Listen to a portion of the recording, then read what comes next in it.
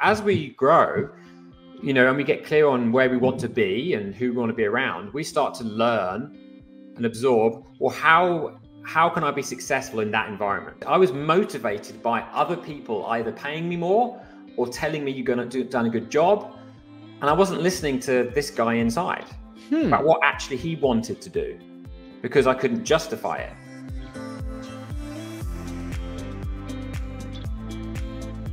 Welcome to the Be Better broadcast. Today we are speaking with a very special individual. His name is James Williams. And for those who don't know James, James is a certified high-performance coach and the founder of The Growth Edge, a coaching and consulting company. As a strategic life and entrepreneurial coach, James specializes in helping entrepreneurs to 10x their results. His approach is unique. James conducts thorough audits of behaviors, habits, and priorities, identifying and eliminating the dead weight that hampers our progress. Having grown through many life chapters himself, James believes that every chapter in life calls for personal reinvention, development, and growth in order to succeed. The reality is, our life isn't just one continuous chapter of the same thing. Our life is constantly evolving, changing, and what comes with that? Excitement, progress, but also the F word, fear. It can be scary to move into that next chapter. How do you know when you're moving into that next chapter of life? How do you navigate the difficulties and the challenges? How do you know you're making the right move? James himself has navigated through many chapters in his own life and career. And through his experience, you'll take away one or two things that will help you to navigate this current chapter and take the next one to the stratosphere. So when you take away even just one piece of strategy or idea or anything from this conversation with James, all that we ask is you share this show with just one other person who could use it as well. We're not going to interrupt you with an ad or a sponsor because we want to make sure that the viewing experience is pure. We want to give you what you need. So without further ado, let's talk to the man himself all the way from Texas. James, it's great to have you on the show, brother. Thanks for being here. Great to be here, Brandon. Thank you so much for having me. Absolutely. But you have an interesting story, man. We were talking a few minutes before the show, and your accent immediately caused me to ask you where you live, and you said Texas, and you're like, can't you tell from my accent? But you grew up in London. Is that right? That's right. Yeah, London had me for the first 40 years of my life. That's where I'm from, just outside of London, a small village just outside of London. But yeah, they had me for 40 years, and then it was time to expand. Awesome, brother. So 40 years in London. You were in the television business for, you said 12 years you were in television. 12 years, that's right, yeah. Was that in London that you Yeah, it was. Yeah, it's for a huge broadcast network, Sky Television, if anyone knows what that is, for 12 years, primarily in the sports area. So a lot of production and crazy teams and fast pace, and live TV is, it teaches you a lot about leadership and pivot and dealing with challenges under pressure. And so even though what I do now from a tangible skills perspective is very different, in terms of life lessons and bandwidth and stamina and leadership, it taught me a lot. It was a wonderful 12 years for sure. Yeah, especially live TV. You got to be quick on your feet. Like you said, you got to know how to pivot. You got to know how to transition. And all of those are powerful skills that you still use today when you're working with clients, I'm sure. You've got to pivot, right? You've got to bring it to where it needs to go. You got to help them discover where it is they are, where they want to go. So it's very much a transfer of skills. So I'm curious to hear from you. So how did you find yourself in the world of television? Because today we're talking about how to reinvent yourself, how to know what chapter you're in, where you're going. Did you know always that you wanted to be in the world of television? How did you find yourself there? It's so funny, going through, school and college, university, I was never totally clear about what I wanted to do, because the coaching industry didn't really exist for me back then, especially in the UK. And so I knew that I wanted to be around people, and I was creative. And so I just needed to have that outlet. And, I went to university and I did, design and advertising and just things that allowed me to be creative and around people. And one of the projects I did was around television, because I loved the idea of the fast pace of television, of people and creation. And the story of getting in there, I never even applied for that job. I got to know a guy that used to work for this big broadcaster. And I went traveling on my own to Australia for like 7 months. Wow. And the only people I kept in touch with were my parents and this guy. because I knew that one day maybe there'd be something, you know, he could do. And so I got back from traveling and I called this guy and said, listen, you know, I'm back from traveling, you know, I'm now in massive debt with my parents and the government from student years loans. I'd love to see this television broadcast studio. Like, is there any way of me just coming in with you one day? And he said, sure. So we came in and I said, introduce me to the creative director. And so he did. And I said to this guy, I said, have you got any work going? He said, no. He said, have you got any work experience going? He said, no. I said, well, can I just come in and make the tea and just be useful? And he said, he looked at me kind of odd and he said, sure, okay. So I came in and I was also driving a van, delivering equipment all over the country. And on my days off, I would go in like at 5 a.m. in this tiny little box of a room with no windows and sit in there and watch people and make them tea. Wow.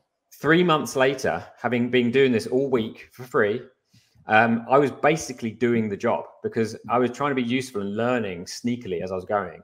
3 months later, I was basically doing the job. And then they said, hey, do you want a job? And I said, yes. So I never had an interview.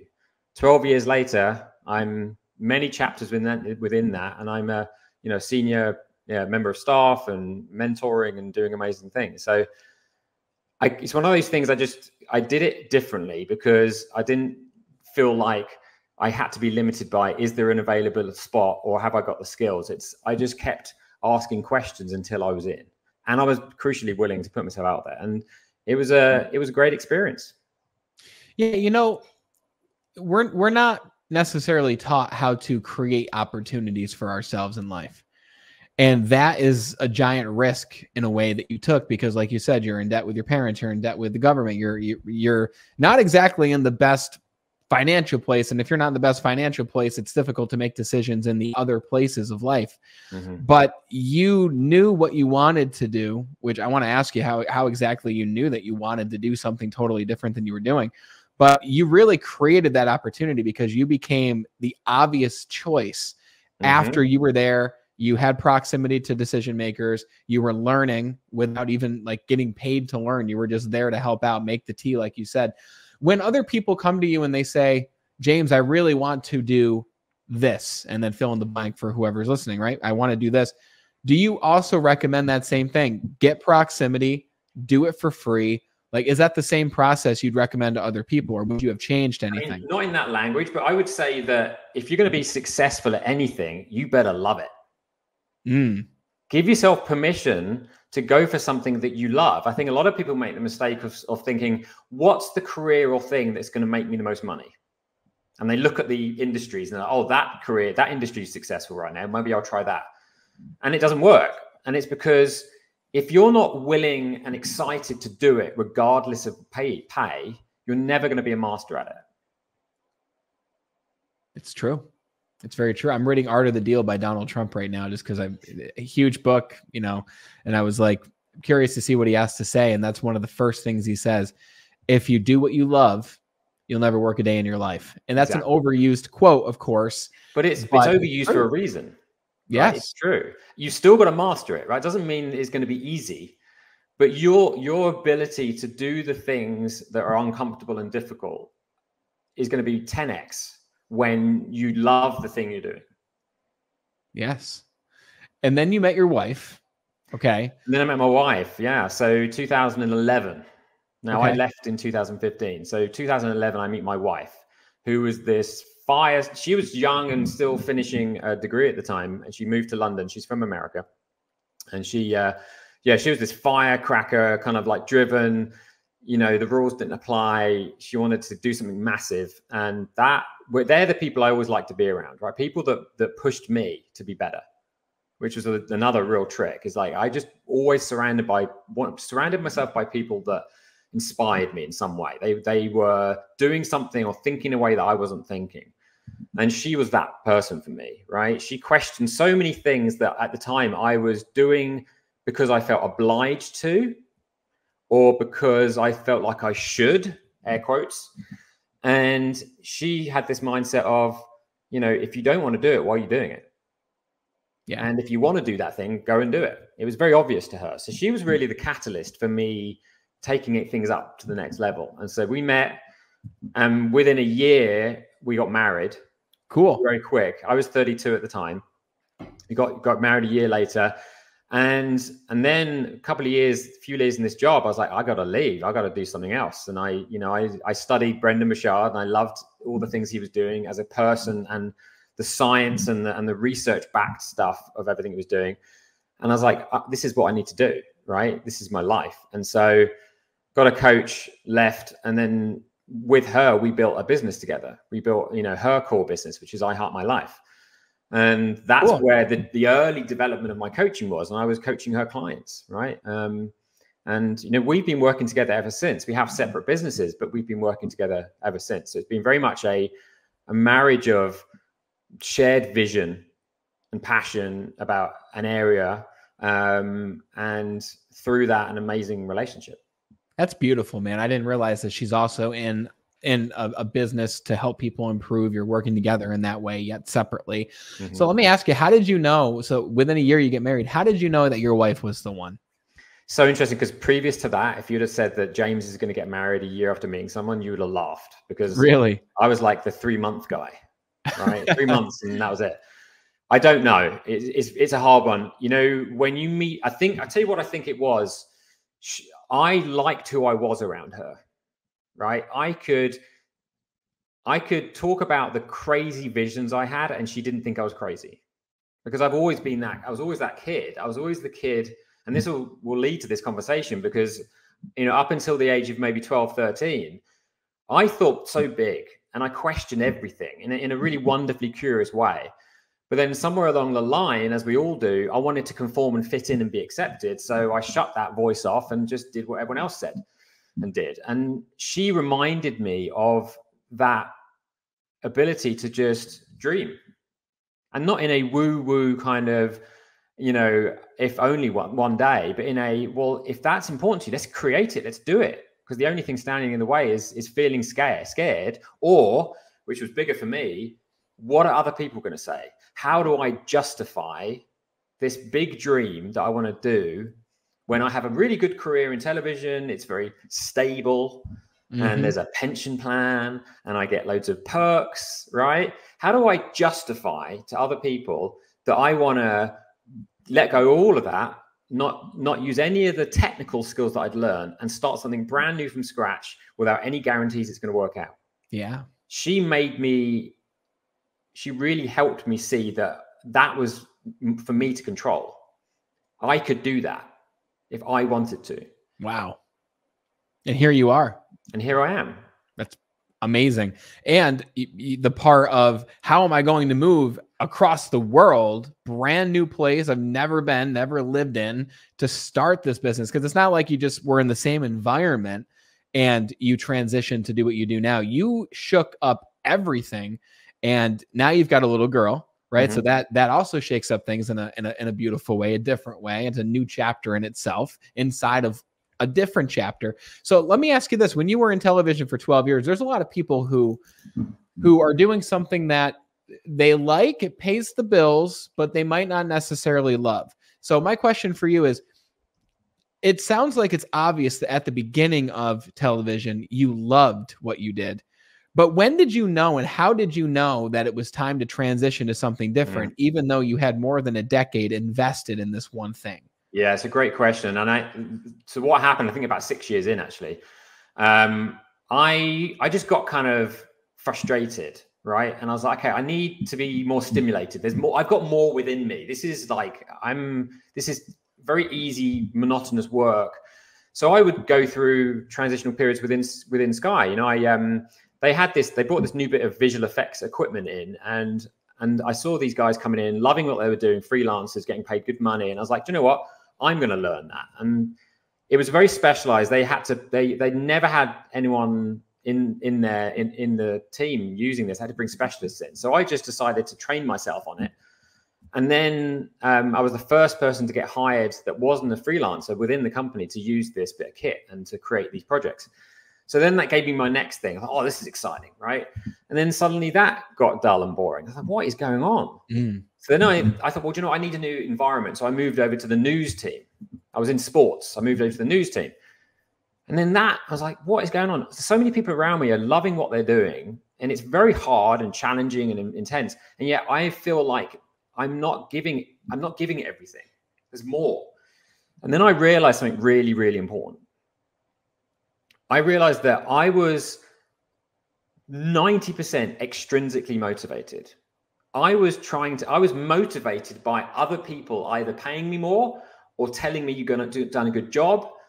And I wasn't listening to this guy inside about what actually he wanted to do because I couldn't justify it.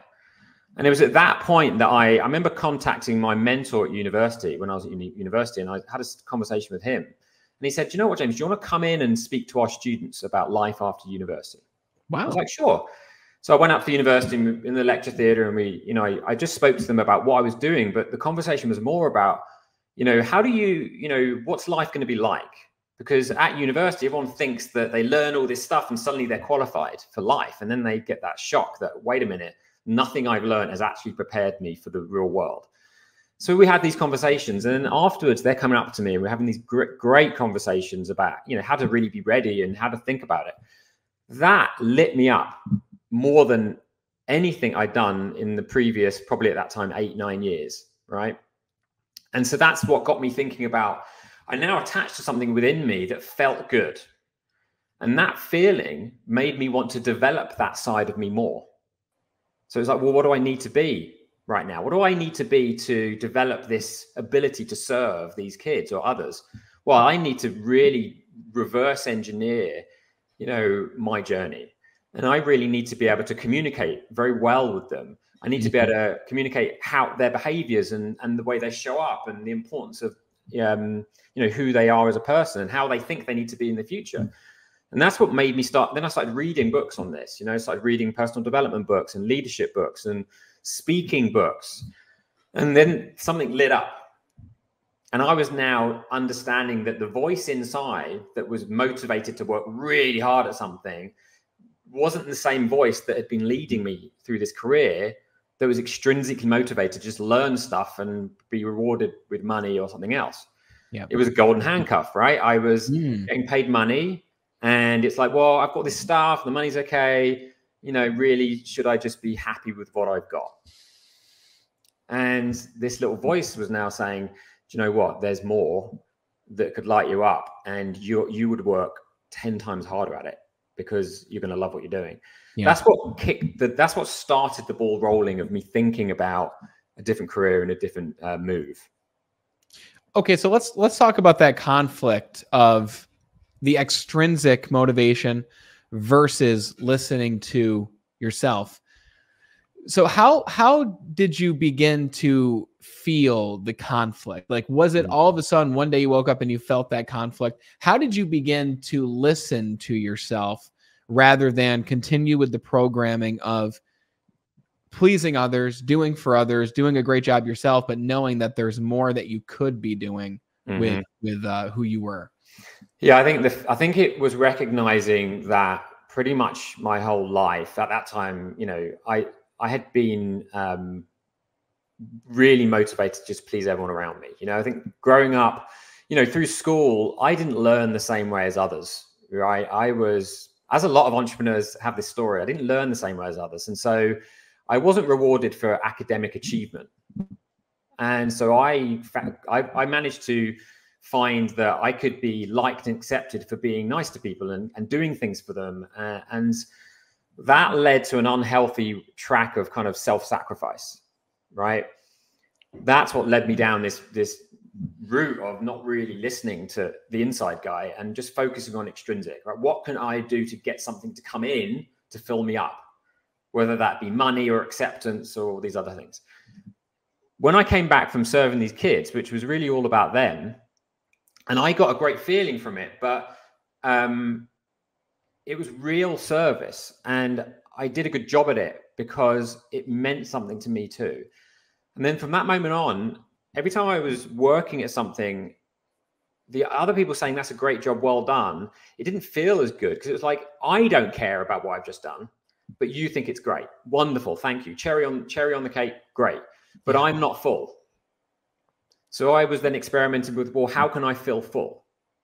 I signed up to mentor new staff members that were coming in. Anything that could play with this idea of there was, at the time, I didn't know it was coaching, but what do I want to feel?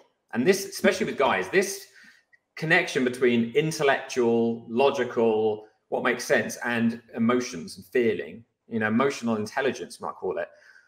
This is a really important understanding and an important link. And once I started feeling that and reading books, I could just tell the difference between how it felt. It was as simple as that. One didn't feel as fulfilling as the other. I wanted to spend all my time developing myself to be able to mentor and coach and lead. And within that, I'm developing me. I'm my first client. Yeah. Right. I'm my first client. And I recognize early on that that contract is for life. And for all of us, whether you're a coach or not, you are your most important client. Right? There's no refunds, and that contract is for life, and the success of that client dictates your success. So you better pay attention. Right? You better show up, because the moment you stop paying attention to that client, everything in your life is affected. Right? Your output, your ability to pivot, to make great decisions, to be creative and come up with new ideas. That's all dependent on how good you are at looking after your number one client. And when I recognized that, things exponentially changed. So how did you find the thing that filled you up versus doing for others? How did you find that coaching was the thing for you? So I read a book called The Charge from Brendan Burchard, which was really all about, you know, how we really charge ourselves, what humans need to feel a sense of purpose and energy and mental clarity.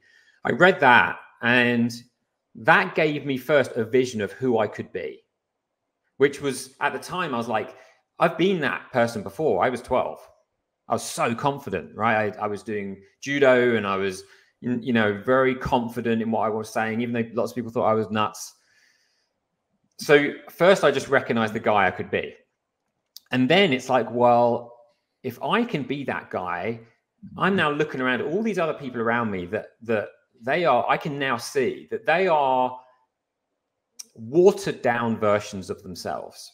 The moment that we start complaining, I'm bored, or it's not fair that this is like this, the moment that we start blaming the world for our problems, we've given away our agency. We've given away the ability that we actually do have to change that. And I could see loads of them. And I was like, man, there's all these people that could be happy. It's a lot of people could actually do something. They don't have to leave and be an entrepreneur, but they could do something to make themselves happy. But they are waiting for the world around them to change to be happy, rather than taking control themselves and making decisions. Why? Because they're scared. Because it's like, people are going to judge me, or I might lose my job. So it's easier just to be, it's easier just to stay in this complaining place and allow the pub on a Friday night to be my vent. And so now I'm like, well, if I can be this guy that I'm on my way to being, I might be able to help them. And that feels good. What is that? Well, that's coaching. That's what that is. So then Brendan, you know, he started his certified high performance coaching program, I think a couple of years before. And I read into it. It's like, this guy put 4 years of research into, well, what actually makes us feel that way? You know, it wasn't just a loose idea. It was that he researched it. And I like that. I'm a data guy, right? I like to know that things are tangible and strategic.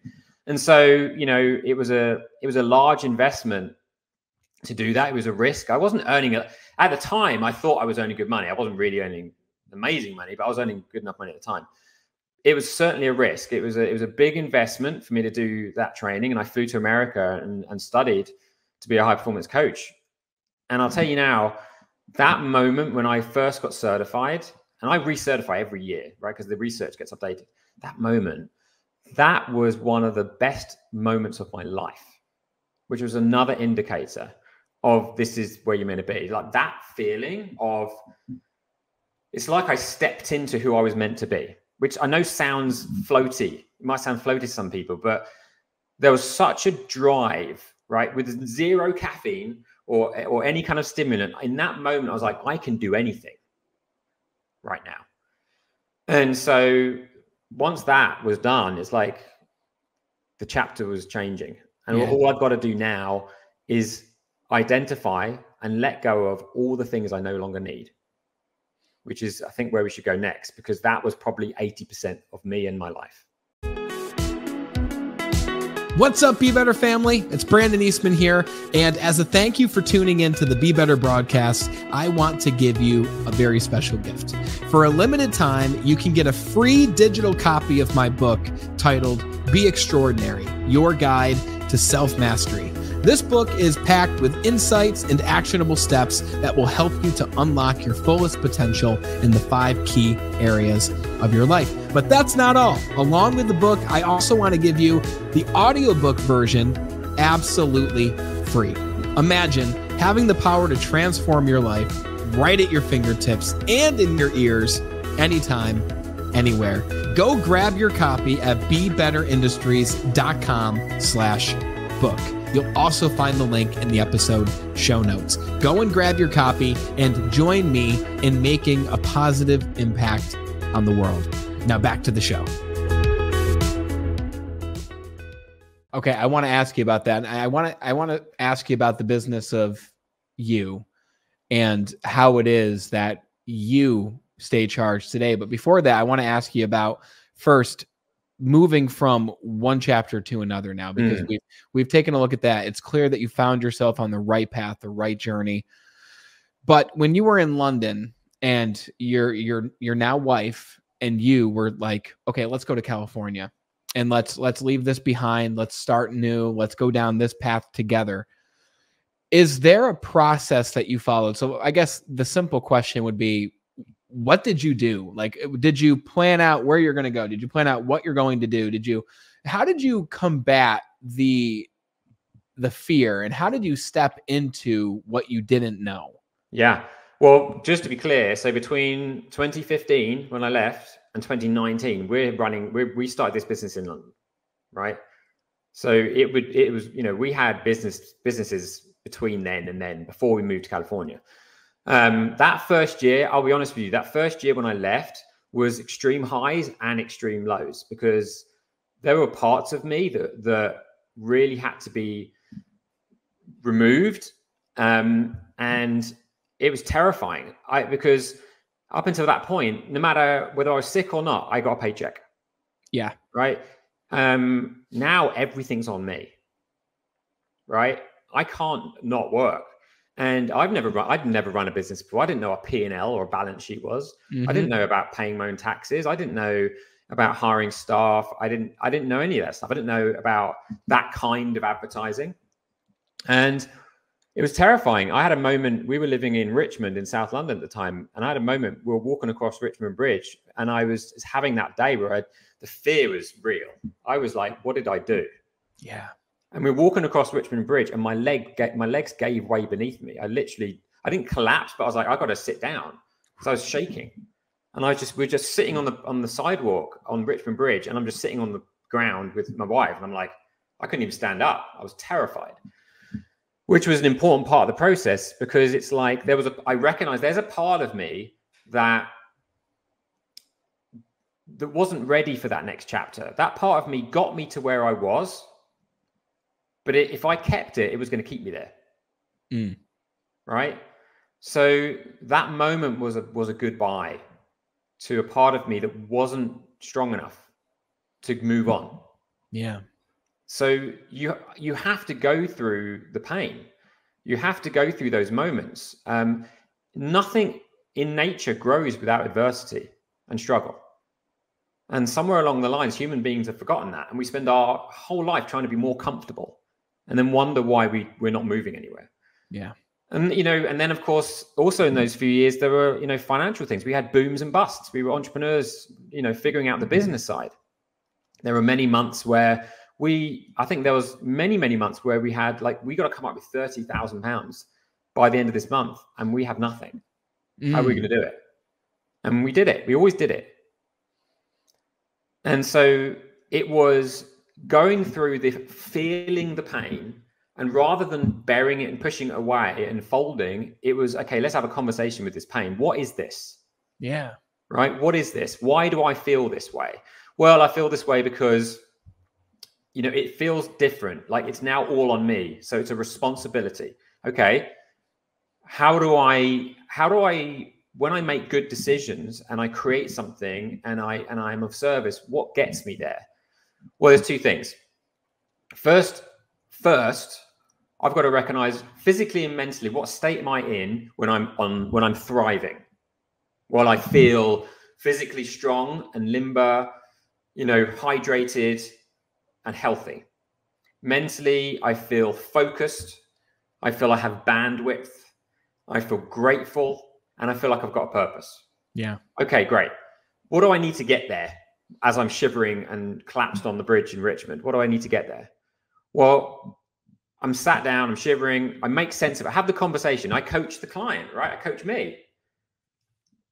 I mean, a lot of studies on influence will tell you that how we influence decision is twofold, right? We acknowledge first. We open up the kimono. Okay, James, I understand why you feel the way you feel, and it's okay. And then from acknowledgement, we go to ambition. This is where we're going to go. I want you to put yourself in the position of where you know you can be. There are many timelines that are available to you. Which one are you going to choose? You're going to choose the timeline of developing yourself mentally and physically to be a thriving, happy, grateful person, regardless of what's in the bank. Right? Because that's the only thing you have agency over. How you respond to the world around you and how you respond to yourself and develop yourself. That's all you control. So I got myself back, you know, hydrated, diet, get all of that cortisol out of my system by exercising, right? Mm-hmm. Got myself to a good state. There's a great Navy SEAL saying, don't make decisions in the darkness.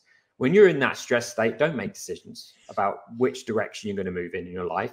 You just get super present and you focus on you. And then when you get yourself back, that's when you start making decisions. Have you always been super focused on exercise and diet, or is that something that came at a certain point? I mean, I thought I was until I was an entrepreneur. I mean, my mum had a lot of health problems. My dad, you know, had, you know, a job he didn't always enjoy, probably more towards the end. But, you know, wasn't as focused on his health. And I got a bit obsessed with health early on, yes. To probably a degree that's average for people that, you know, you see people down the gym. I was very average of that. But it was way more intentional when I became an entrepreneur, because I started to actually, you know, before that, it was probably, I want to look good on the beach, right? Or yeah. I want to feel good when I eat. It was simpler. When I became an entrepreneur, there was a purpose behind it. It's like, I want to thrive, right? When doctors when I had an injury, and a doctor would say to me, what do you want to be able to do? And I always hated that question. I was like, what do you mean? I want to be a freaking superhero, right? Mm-hmm. Don't give me the limitation of what's the minimum you'd like to be able to walk. I'm like, no, mm-hmm. I want to be more than I've ever been in my life. Okay.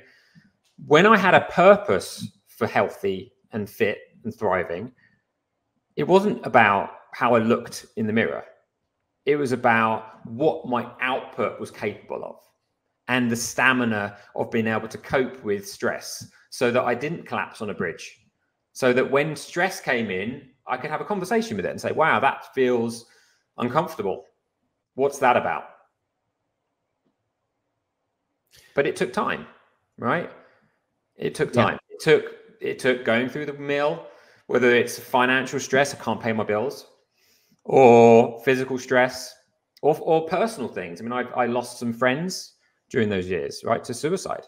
In the middle of having to be a thriving, happy coach, there was personal stuff going on. So how can I be so present with my clients that stuff never interferes? So I was learning all of that. And all it really took at the time was allowing myself to feel the uncomfortable. Yeah. I'm not making it wrong.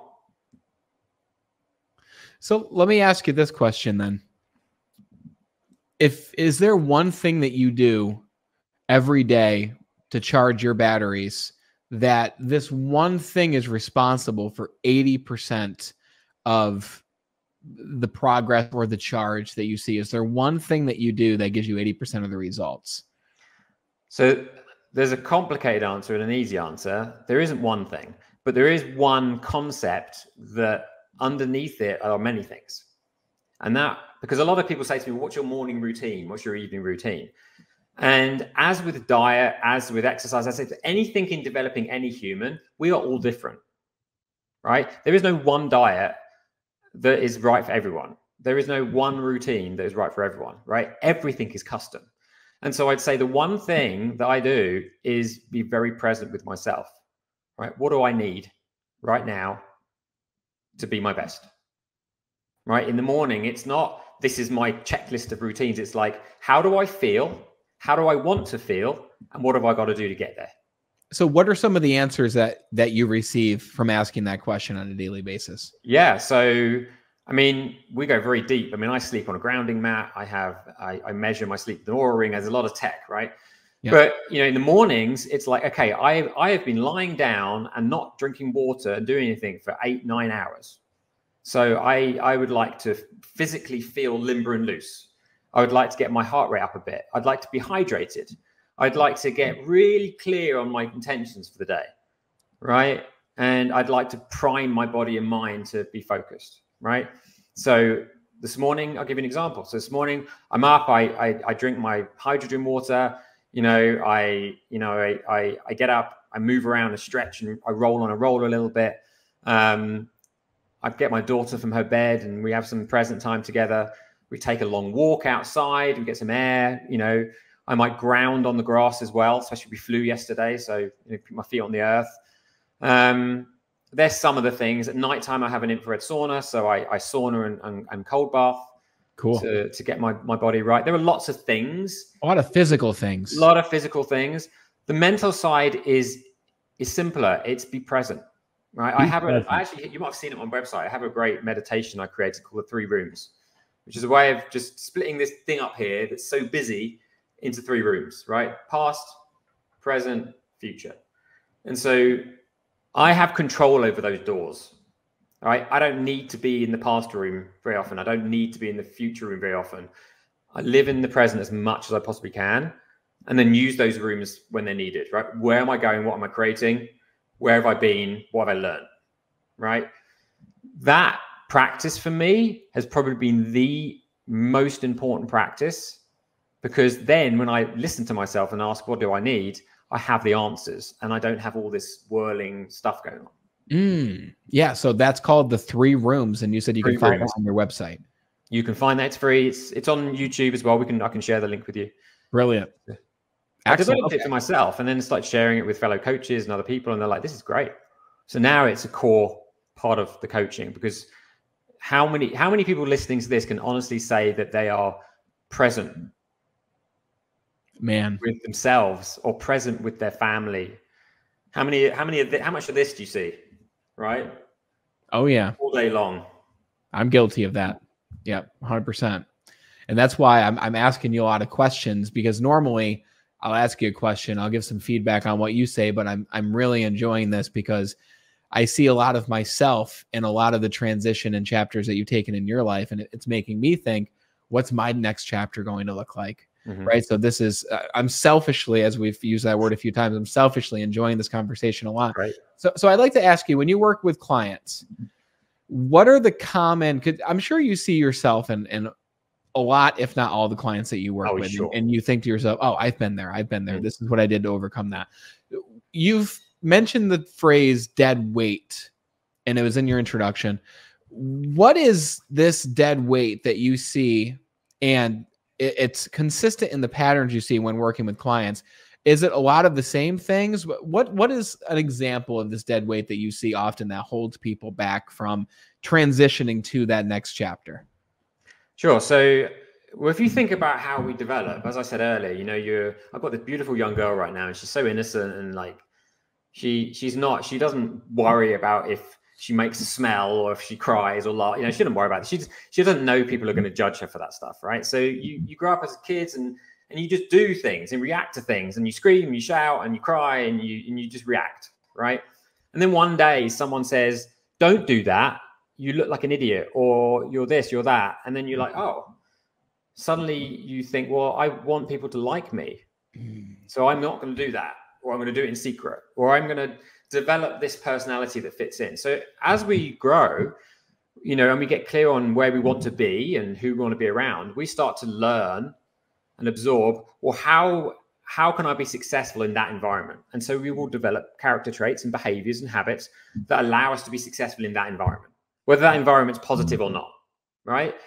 And there are many chapters of those. And a lot of that development is unconscious. Some of it's conscious, but a lot of it's unconscious, right? We just want to fit in, right? Human beings want to fit in. And so we develop things that allow us to fit in.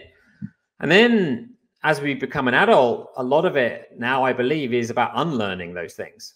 And not that any of those things are wrong. They got you to where you were. They taught you those lessons. But as I've said before, what got you here is going to keep you here. What will get you there is different. And so some of those things, you know, first we need to get clear and this is why it's important to be present, really get clear on, okay, what are some of the behaviors, habits, environments that don't serve me? If I could run like an ROI audit on everything in my life, from the smallest things, like the things I eat, to the people I have conversations with, to the things I physically do during the day. If I could run an audit and get a measurable ROI from all of those things, this is why it's the business of you, right? If some of those things aren't giving an ROI and I'm putting energy into them and not getting anything back, why do they exist? Why am I choosing them? What if you enjoy them? Like, okay, so let's say you're speaking with a client and they say, you know, James, I want to do these big things, but I love video games. Right. Okay. So of course there are competing interests. There are always competing interests. There's a million things that we could enjoy. What you got to ask yourself is, in the future, what life do you actually want to live? Because I had a client like that who, you know, would wait for his wife and kids to go to bed, and then between 11 p.m. and like 3 a.m, he'd play video games because he loved it. And it was because, you know, it allowed him to have his own time. And I got that. It was great, right? Great for you. But let's look at the ROI of that, right? And what are the things, what are the negative impacts of those things? Well, he's not sleeping very well. Yeah. Okay, so what's the negative impact of that? Well, if you're not sleeping very well, you have something in your brain called sleep pressure. This is like a chemical that builds up during the day. And if you do, when you sleep really well, that sleep pressure, you know, drains out and is gone. You cannot, no matter what you do, get rid of that sleep pressure in the daytime, even napping. And that sleep pressure, that stuff in there, your brain's ability to function at its best is dependent on whether that stuff's in there or not. You can't be the best version of you if you don't sleep well. Yeah. Number one. Right? So that's a really good argument. The other thing, we could go deep into sleep about the health benefits and the longevity benefits. But, you know, there's a lot more about it out there now. So we've really got to be honest. Now, sure, you love it. But if we did a little chart of pros and cons, what do you get from it and what negatives are there? If whatever list wins, there needs to be a sacrifice.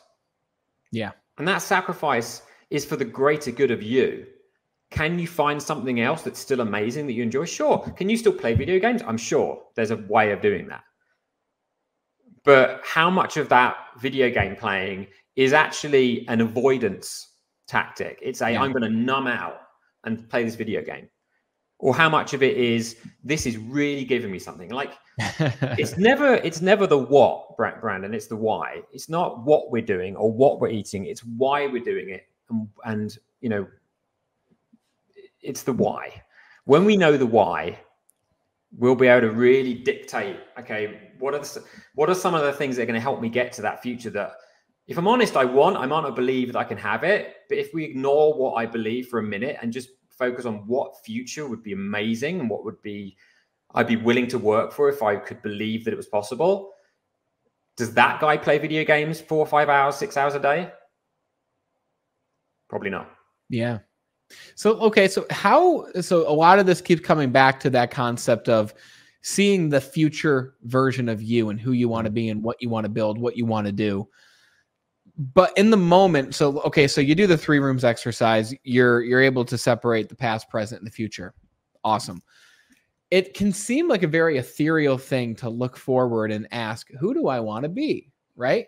So when you're asking yourself, who do I want to be in the future? When you're building your future, what are the different things that you're looking at? Like, how do you do this today? Yeah. So, I mean, you can't just ask that question straight off the bat because no one will know. Like if you ask most people, what's your purpose? They wouldn't have a clue. Yeah. Right. We've got to get to that. And a lot of that is when you start looking at what's serving you and what's not serving you in a deep way, you get much clearer about the times that you felt happy and fulfilled and intrinsically motivated, as I did. Right. You get clear on that. That helps to build that picture. Okay. And so as then we're looking into the future, one question I really love to ask, this is a fun one. If your life was a movie, right, and it was going to be the best movie you'd ever watched, it was going to be one of those movies that you want to watch it every night because it just makes you feel good. It's exciting. It's just passionate. So if your life was a movie, what would your character do next? Now answer that question, not from what I believe is possible, right?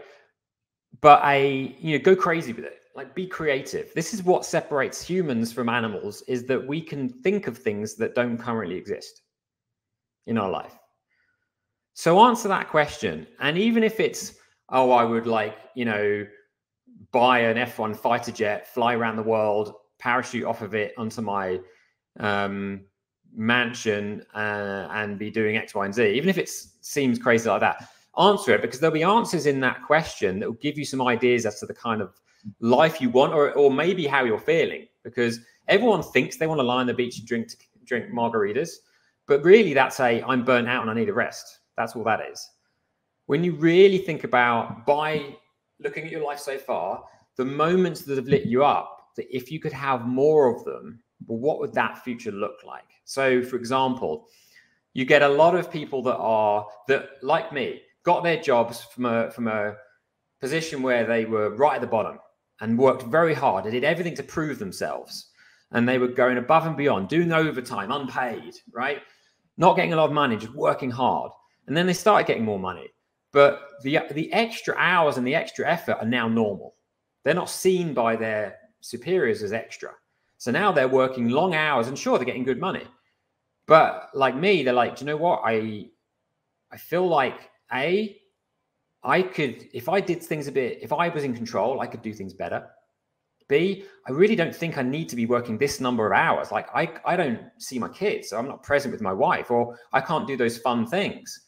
And my stress relief strategy is having a drink or playing video games, and that isn't helping me. So at some point, you've got to ask yourself, well, okay, you like the job, but what are the bits that are stressful for you? If you didn't assume you had to have them, if you didn't assume you had to work 5 days a week, 7 days a week, you didn't have to work that many hours. Just to imagine for a second that you could earn what you're earning and work 3 days a week, or you could earn more and work 4 days a week. Just imagine you could, right? How would that feel? How would it feel if liberating, when you had a weekend, you didn't even think about meetings?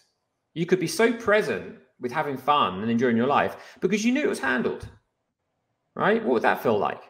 Now paint that future, right? You feel like you're developing, like your work, you're getting really good at it. You feel like you're making an impact. You feel like there's a big goal out there that seems so scary and crazy, but you are confident that you're going to figure it out.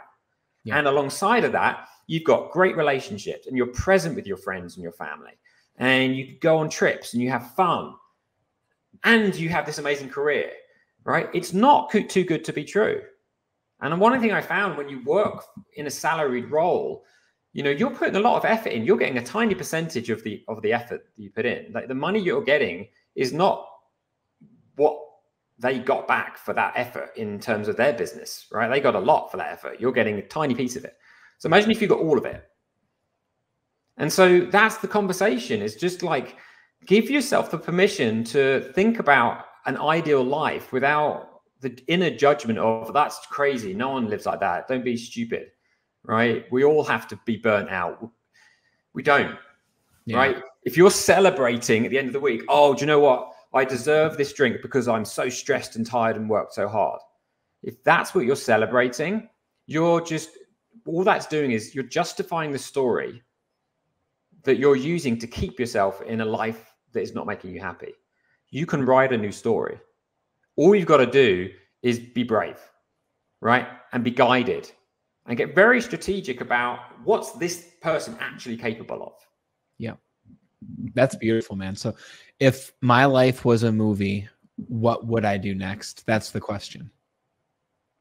Okay, cool. I love that. Okay, so let me ask you this. So you've got a little girl now. She's a year old. Mm-hmm. You and your wife are very busy people. You're building your vision. You're living your dream. You're thinking of moving again, right? You went from California now to Texas, and you're thinking of, you mentioned Ohio. Is that right? Yep. Okay, cool.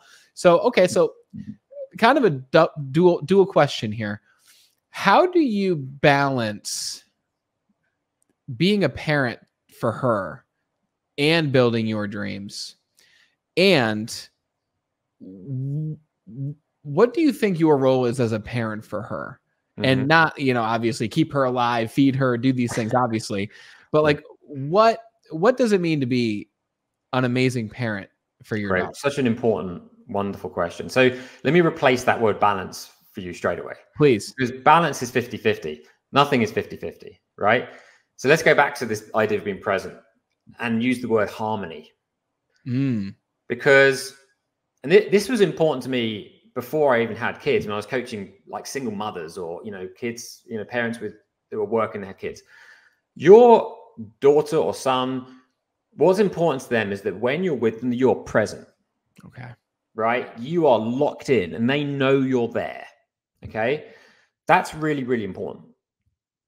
Rather than, you see a lot of parents, they're with their kids and they're kind of doing, yes, darling, on the phone. Right. So number one, when I'm with my daughter, I am present with my daughter. Number one. Okay. But of course, before having kids, it felt like every hour of our day was being used up. Every hour. It's like, where does the kid come in? Like, I don't understand. But as with every chapter, we've done the work to understand that I'm confident I can figure it out. Like by this point, the amount of business challenges and ups and downs and situations that we didn't know how it was going to turn out, that this was just another one of those things, but it came with a lot of wonderful joy and benefits. So we just said, okay, we're going to figure it out. And initially it was tag team. It was literally, right, let's get down and say on our calendars, these blocks, I'm with her, these blocks, you're with her. And we tag team in and out. At nighttime, first year, what we did was, 2 nights on, 2 nights off. So 2 nights, my wife would watch out for her, or actually in the first few months, sleep in the room with her. 2 nights I would. So at no point did either of us get more than 2 nights of bad sleep. Right. So we were very strategic about it.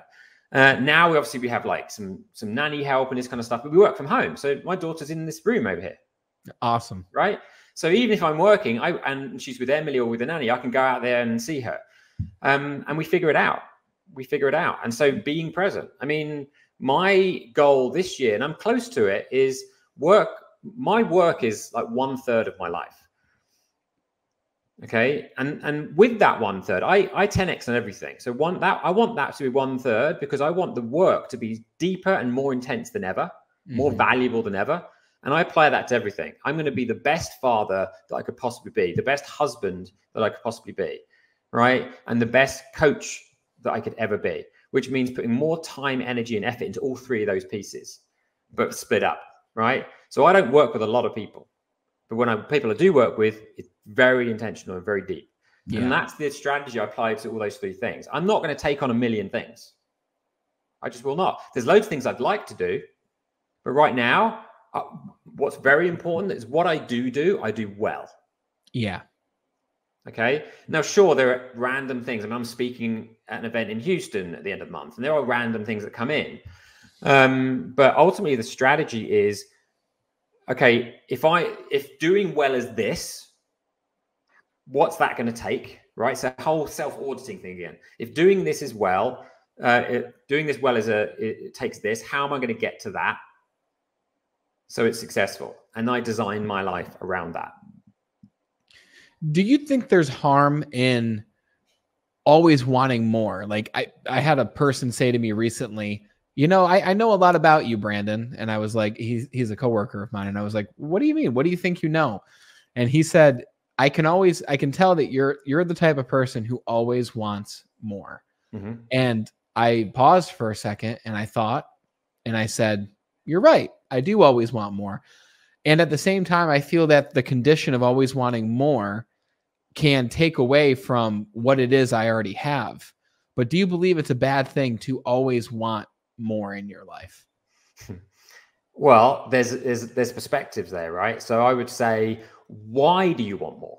Because I replaced judgment with curiosity a long time ago, right? Which is a really useful tool. If you judge something as wrong or right, you're putting a period at the end of it. There's no discussion. If you're curious, then you find information out. So and that's a good self-auditing tactic, right? If you don't know if you're like, why, you know, am I making myself wrong for something? Rather than saying yes or no, be curious about it. So I'd say, well, why do you want more and what do you want more of? That's true. Yeah, no, you're making me think now. That's a good question. Why do I want more? Because there are two sides. Sometimes I want more because I feel empty. Great. Let's feel like how to fill that up. Sometimes I want more because you want to develop and succeed and it serves a purpose. Sometimes, you know, in fact, it's probably those two things, right? I either feel empty and I'm just craving something. It's like I'm missing something. It's like, you know, emotional shopping. Yeah. And sometimes it's like, do you know what? I'm on this trajectory, but to get to the next thing, I need more of something. I might need more money. I might need more contacts. I might need more energy. More confidence, you know, I might need, you know, more clothes because I'm going to events all the time, whatever. If there's a purpose behind it, then you understand. But you don't have to justify what you want to anyone. If you feel good about it and you have a purpose behind it, you will get it. But if you judge yourself for it, well, what you're doing then is you're adding in a negative aspect, which means every time you're thinking about this thing you're judging yourself for, that energy is not going towards creating more wealth, creating more connection, creating more abundance, creating more joy. In which case you're bleeding energy. Yes. I could talk to you about this forever. This is really great stuff. I'm learning a lot personally, so I know the people listening are too. So let's talk about the business of you. And you don't work with a lot of people. But the people you do work with, you're very intentional. You go deep with those people because you want to do a great job, right? You want to help them. Yeah. So when someone books a business of you breakthrough session with you, which everyone listening, there's links in the description to make this happen. What does that session look like? It's several hours. What's it look like? I'm sure it's a lot of these questions that we've gone over, but what do you hope to achieve for that person, or what's the intention of that time together? Great question. So, I mean, one thing I've realized now after all these years is that there's a lot of unconscious incompetency and unconscious competency. And what does that tell me? It tells me that people's ability to be present and practice of presence is not where it could be. And that's what's swallowing up a lot of their joy and also spilling and bleeding energy out that could be going into something that's going to help them. And so that session really is about let's understand how this business, and I use that terminology because a lot of people I work with are business owners or leaders, and so they understand how a team works, right? They understand the culture, the leadership, the management, the directorship, the cultivation of the people. They understand that. So the language is really to help people understand that you have a similar system in here. And if those roles aren't all doing their job, you have an inefficient, unprofitable business, right? If money was energy, right? If you're putting energy into something and not getting ROI, that's like a business expense that's not getting ROI, right? Who here listening has ever found out they've got subscriptions to loads of random things that they don't use, and there's like, you know, a few bucks or more going out every month and they're not even using it? If that was a business, you know, the person in charge of that may get fired, right? Because the money's not being used wisely and there's no ROI. This is the same in here. So the goal of the session is to first, let's get really clear on you. What is helping you and what is hurting you in your life and why? We're going to use that information to really challenge your perspective, because I believe that perspective is everything. Like your world, your life right now is the way that it is because of the way you perceive it. Right? There are loads of people that have a similar life to you, but they don't all feel the same way as you. Why is that? Because they perceive it differently.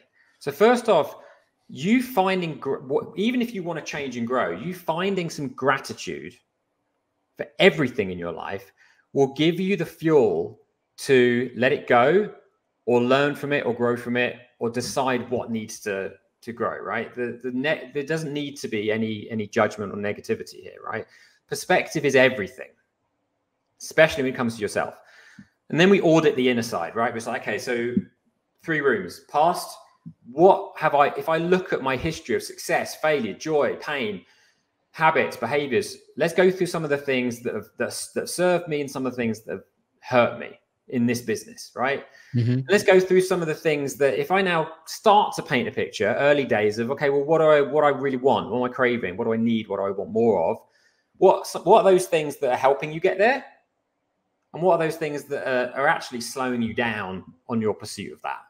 Yeah. Okay. That then gives you even more clarity as to what you really want if you give yourself permission to that. And then you got to really understand, like in any business, there's a director in a business that directs actions and projects, right? So that director within you is responsible for everything. As I said, you are responsible for your life. You're responsible how you perceive your life. If you don't like something, you can change it. It may be hard, especially if it means people going, right? But you can change it. So the director then has a real good job with all this information of saying, okay, this is what I want, and these are the actions that I'm going to take. We've got to get really strategic with that. And that can be hard. It can take a lot of courage. And courage requires someone who looks after themselves, right? I've said this to you earlier, right? That service and success without self-sacrifice is the real path to success. Like, you must put yourself first. Okay. So that the version of you that shows up as a father, a wife, a partner, an employee or colleague, that version of you, because you put yourself first, is as vibrant, focused, healthy, positive, as possible.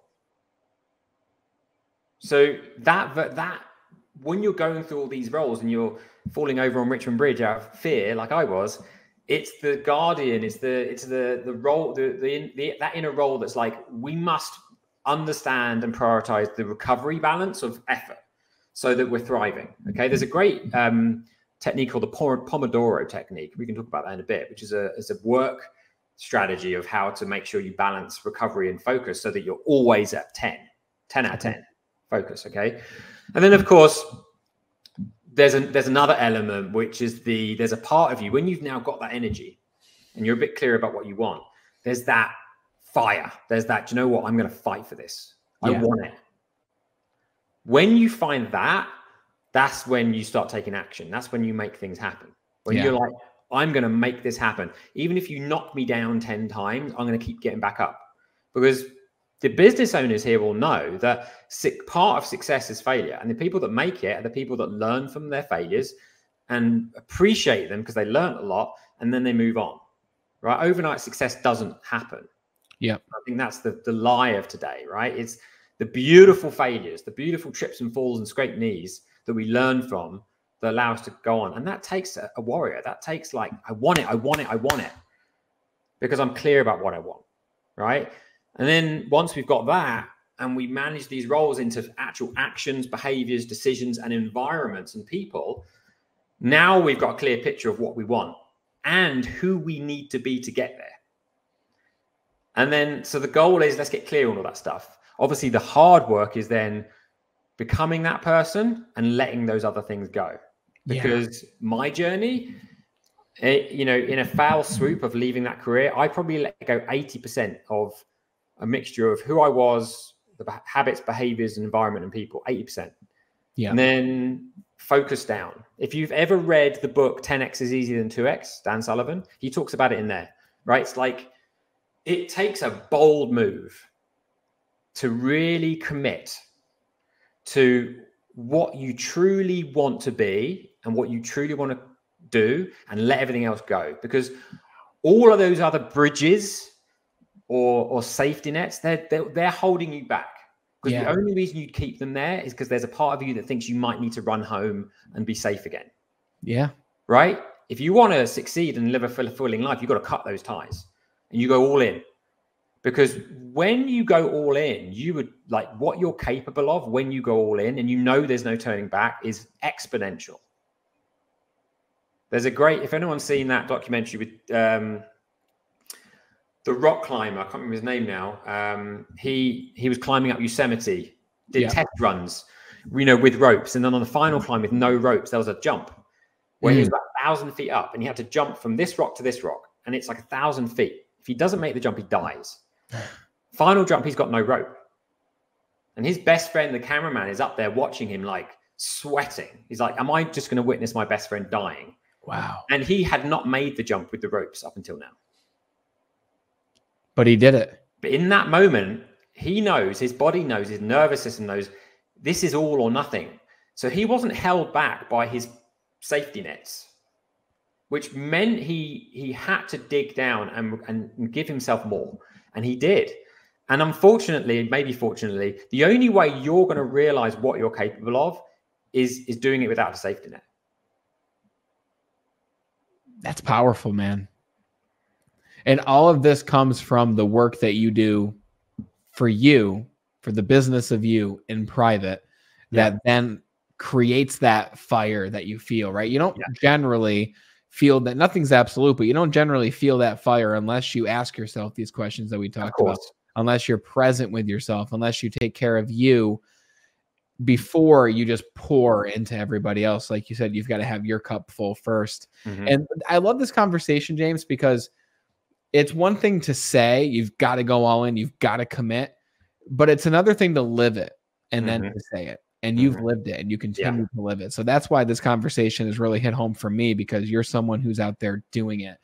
And everyone listening, if you are in this transition in your own life, if you're moving from one chapter to another, if you're not sure where you want to go, if you're not sure how to create this harmony in your life, then I highly recommend you set up a time with James and talk about it, right?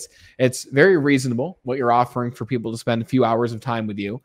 And you can make that happen, guys, in the description. I've got a description for your LinkedIn. And where's another great place for people to find you? From your website, I'm assuming. The website, The Growth Edge.